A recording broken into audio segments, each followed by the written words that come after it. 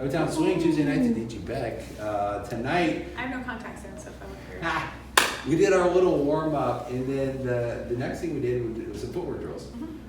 So Lecie took us through those. So what we did was we split our weight 50-50, which we don't do when we're dancing, so this is just a drill. We put our feet directly underneath our shoulders so that we're still inside of our frame.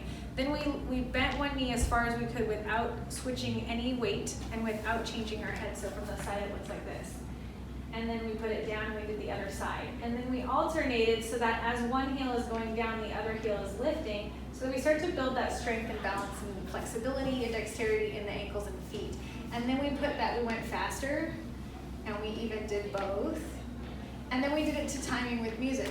Slow, slow, triple step, triple step. And we did both sides, and we did it from 80, 90, 100 feet. We had to like 130. 110, whatever. We did crazy stuff. So we talked about how it really helps our dance in two ways. By keeping this as quiet as possible, that's what we want. Because then when we do want to do a level change, you can actually notice it.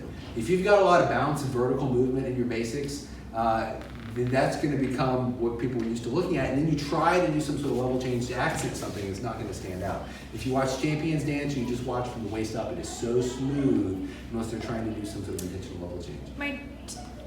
No, go for it. My toes are slightly out, but my knees are going forward. We don't want to plie like we do in ballet. So we don't want to be here because we don't dance here in West Coast Swing, but we do have our toes slightly out. So because of that, we're dancing on the inside edge of the big toe. It kind of makes it easy to be on that part of the foot. We don't want to be on the pinky for our ankle to sickle or do this. Right, we talked about the terms of beveled foot and sickled foot. Yes.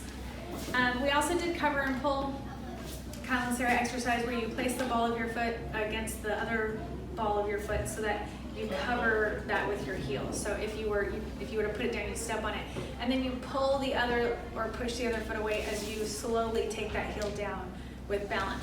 Same exact idea and concepts though. We're doing this. Yes, it's not a big level change when you take this step. So all of this stuff is going to teach you how to have lots of really articulate footwork, but keep this all moving really smoothly. So I say when I do my side passes, I press down as I rotate, I pull this leg in, and then I stay weighted on my left leg through most of this as I push down and slide away. So that's what kind of gives it that really smooth, ooey gooey feeling or look to your dancing. And we also talked about how incorporate this into a drill, just yourself in front of the mirror. You can take every walk, triple step, and triple step. I argued that we covered and pulled the triple steps, but who knows? This is an old drill. The opposite of that cover and pull is a dig. So digs come from shag.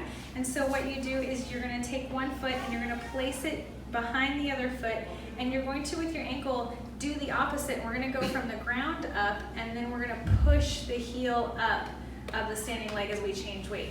And we're going to switch legs and push the heel up. And the same thing, we're not actually moving through space because one foot is replacing the other. So we're literally doing the exact opposite. Instead of going from an up to a down action, we're going from a down to an up action as we really smoothly change weight from foot to foot. We talked about how for West Coast Swing, we can keep it on the floor and make it bigger and more circular, and a lot of rondes start from here. If the music is slow enough to allow for that. In West Coast Swing, that's probably going to be a familiar position. You're sort of stepping into this, kicking that leg out into a ronde, but shag is very fast music, so you don't have time to do And all so that. in shag, they actually keep the feet touching the ankles, and so everything's touching and really tight the whole time.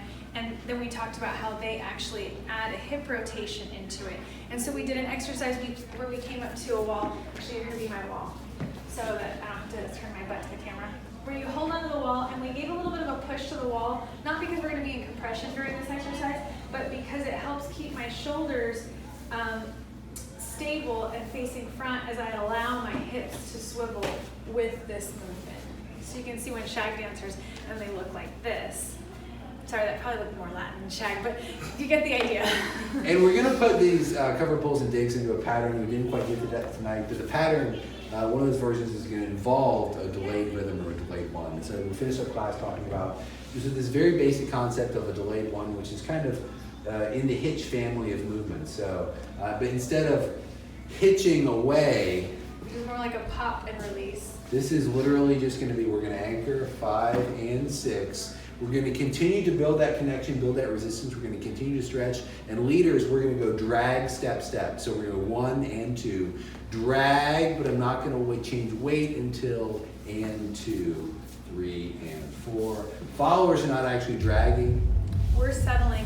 And so what I didn't get to in class, because sometimes you don't notice what you're doing until you do it, sorry, is that I tend to, in my regular anchor, I tend to settle pretty straight, and I pitch from here in my regular anchor. We talked a little bit about how we're oftentimes overweighting our anchor, like we're giving it everything we've got, where we really only need to give it enough to say, hey, I'm settled, I'm grounded, I'm ready to go, I can pull myself out of this whenever you're ready to move me out of the connection. So I've noticed when I delay my rhythm, I pitch from here, then to give more weight, I actually add the hip into it. And that's what I use to give extra stretch. Everybody's gonna have different anatomy and is gonna find that weight distribution and stretch differently. So I tend to pitch from here, and then I tend to add my extra weight from here. All right, so come back next week. We'll sort of put all this in a nice pattern.